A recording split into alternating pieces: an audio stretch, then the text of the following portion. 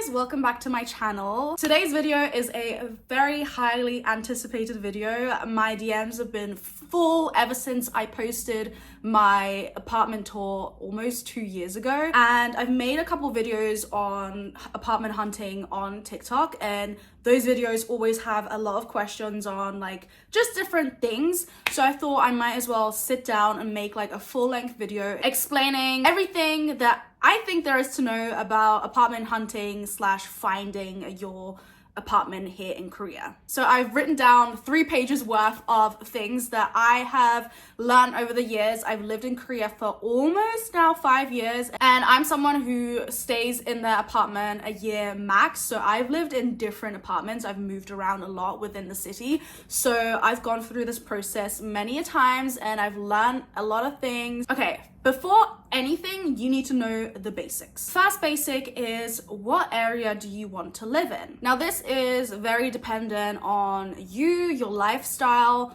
maybe even where you work, where you hang out in. Like I said earlier, I've lived in a lot of different neighborhoods, so this is just a small little breakdown of like the major ones and the pros and cons of each neighborhood. So Itaewon is super foreigner friendly. If you're someone who loves to find little cafes, loves to eat Western food, Itaewon is the place for you. However, one of the cons is that Itaewon doesn't really have any like new builds. Like all of the stuff that you'll find there will be older villas. So if you're someone who wants to live in a high rise, Itaewon might prove a little bit difficult. You might have to go further out from Itaewon. Then the next hotspot is Hongdae. One of the pros is there's always something happening. There's always a lot of people. There's a lot of stores, cafes. If you're into the hustle and bustle of that kind of stuff, then Hongdae is for you. However, on the flip side, cons is that there's always something happening. So if you're more wanting somewhere quiet, chances are you're probably not gonna get it. The same story is with Gangnam. Again, always something happening, especially if you love that like big city feel. There's a lot of skyscrapers and high up buildings.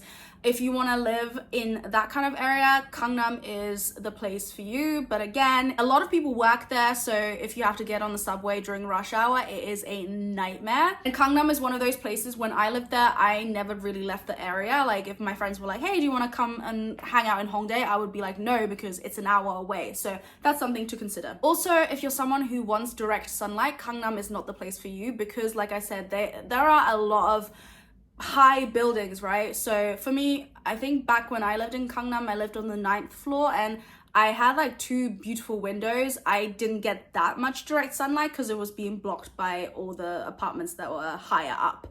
So you would either have to spend a lot more money to get direct sunlight, or you would have to just not have it at all. And then Jamsil is really, really quiet, residential. However, it's very far away from absolutely everything, in my opinion, unless you're hanging out in Seongsu or Seoul Forest area, which again, a beautiful area. For me, Jamsil was always like a trek, meeting up my friends. And finally, I also used to live in Daerim / Shilim, which is where a lot of people that I know move to when they want something kind of new build-esque. Now that area, the Koreans like to call it the like dangerous area. Debatable. It's not dangerous. It's just less developed, I would say, which is why you get the cheapest apartments in that general area. This is also currently where they are building a lot of new buildings. So if you do want a new building, no one's ever lived there before, Shilim / Daerim are actually good places to live if that's what you want. However, one of the cons of Daerim Shilim, there's, in my opinion, not much there. Like, you would just go there to live there. There's no cute cafes. It's not like if you're wanting to like film aesthetic stuff around your neighborhood, there's not much there for you. So the places that I personally, just by looking, would suggest is Seongsu and Mule. Both are starting to get more gentrified, which is where you'll also find more newly built places.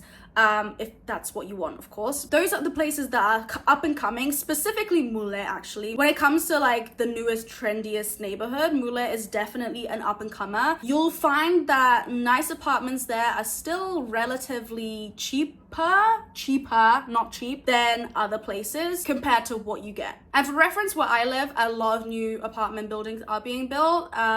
I would say this place is getting gentrified, which is why I'm able to live in the apartment that I'm living in right now. So my place, if you don't know, I paid a 2 million won deposit, which I get at the end of my lease, and then I pay 1.1 million won per month for rent. Which brings me on to budget. So a quick rundown if you don't know how any of this works.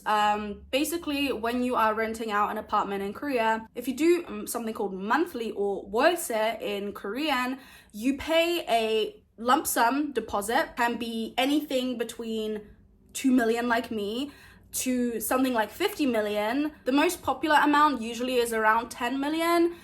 You can get them lower, you can get them a lot higher, but the average I would say is 10 million. The higher your deposit, the lower your rent is. Next, you need to consider what subway line you wanna live near. And this is so crucial. As someone who doesn't have like a traditional job, like I don't have a job where I have to go into the office all day, but if I had to, I would look at the most seamless route there is. Let's say I work in Gangnam, which is on line 2. That's actually the most popular line to live on because it does like a complete circle around the city. That for me is a lot more straightforward because I'm getting on one subway and one subway only and getting off and going to work. Versus, let's say I lived in Itaewon where I would have to transfer multiple times to get to where I am. So yes, Hongdae to Gangnam is longer and further away, but Itaewon to Gangnam is a lot more tedious, especially in the morning, especially during rush hour. So again, whatever works for you. Maybe you don't care about transferring, having to get on a bus and then a subway and then walking for 10 minutes. It's all up to you. But looking at a map and figuring out what your route to work or your route to anywhere is worth doing. Like I said earlier, it can even just be, where do I hang out the most? Where do my friends and me go out the most? Like tiny little things like that. Yes, you might think like now, oh no, I don't care about where I live. I don't care how many subways I have to do. Once you're actually living it and having to do it, I don't know, every day, every other day, it gets very tedious very quickly. Okay, now we're done with the basics. Next question I always get is, how do I find a realtor? Should I get a realtor? How did you find your realtor? So the obvious way of finding a realtor is to just hit up a realtor office. They're all over the internet. There's even realtors that specify for foreigners. Here are the pros of getting a realtor that way. Realtors usually focus on an area/neighborhood. So they have a certain amount of apartments on their books, a list, whatever they call it. I don't know the lingo, but they have a certain amount of apartments in a specific area on their database. So one of the pros for getting a realtor by just contacting them is the fact that they can be tailored to foreigners, so you don't have to worry about any language difficulties, language barriers. They're speaking English and they can help you navigate that part of being a foreigner and finding an apartment. They can also check if a landlord is in debt, because remember, you have to give the landlord a sometimes pretty large deposit. So you want to make sure that a landlord that you're giving your money to is financially responsible. And if they are in debt, what are the chances that you're going to get your money back at the end of your lease? And another pro is that they can help you negotiate a lower rent. I mean, it's their job at the end of the day. And I mean, they want you to sign, so they'll try and do whatever they can to get you the best deal for yourself, for you to sign for the apartment that they're showing to you. However, there are also cons to this, which is sometimes realtors don't have the best intentions. Sometimes they can take advantage of someone that they think doesn't know anything, and usually that is foreigners, let's be honest, especially if it's your first time apartment hunting. So sometimes they will actually go on their database and look at all the apartments that have been on the database the longest, that no one else wants to rent out because it's either like in a terrible neighborhood or the apartment isn't very nice. It's not in it. Like it's just one of the apartments that no one else wants. So the last time I was apartment hunting, that actually happened to me, where I used a realtor and they showed me literally the ugliest, most saddest looking apartment. And he tried to tell me like, oh my god, yeah, like after you, someone else is coming to get it, and I think they're gonna like sign for it, like this is very competitive. He tried to push me to get it. It was very like not what I wanted at all. And a week later he messaged me and he was like, oh, like do you want the apartment? And I was like, so it's still free, like no one's gotten it, right? So be careful when they show you something that you don't want. Don't let a realtor try and pressure you, because at the end of the day, they work for you, but they also get a chunk of the money that you spend on the apartment. So the realtor for this apartment got like 20% of my deposit. So it's within the realtor's best interest for you to like the apartment or for you to sign. So don't let a realtor push you into signing for an apartment that you don't want. So the alternative way, which I use to get the best type of apartment, regardless of who you go to as a realtor, is actually looking online for yourself. Now, I'm not saying don't like contact any realtor offices, because at the end of the day, they can still find you really nice places. Me personally, I like to look online. So I go on Naver Budongsan and Chikbang. And for me, it's just the easiest way of doing it, because I change my mind a lot. If I say I want to live in Gangnam and I tell that to my realtor, he's just gonna look for places in Gangnam. But what if I suddenly find an apartment that makes me want to move to Hongdae? I wouldn't have ever found that apartment through the realtor unless I had found it myself online. So what I like to do is go on these websites, let's say Chikbang for example. You toggle in what your budget is and it shows you all the available apartments.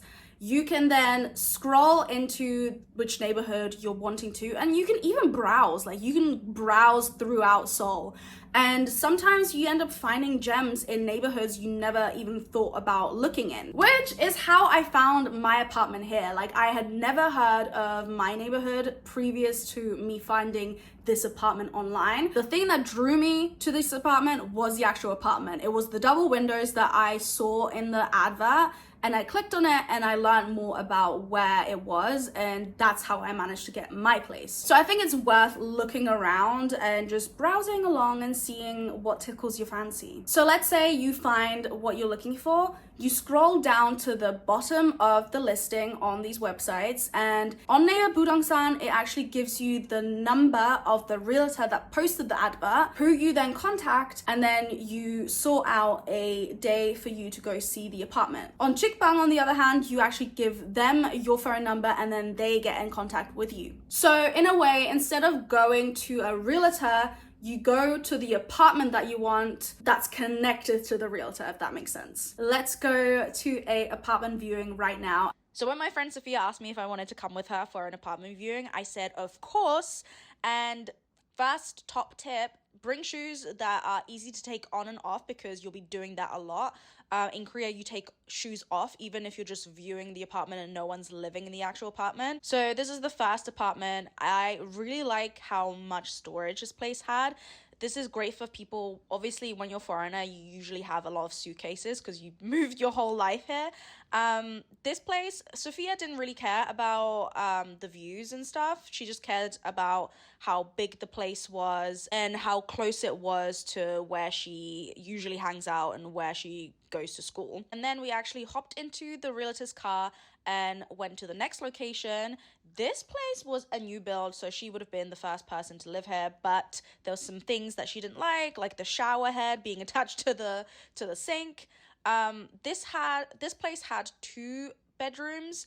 This is the third one. We went to go see a lot of places. This one had 2 bedrooms as well, lots of storage. What works for some people doesn't always work for everyone else. Again, the shower attached to the sink is not fun once you're actually living in a place that has that. This is a 2nd bedroom.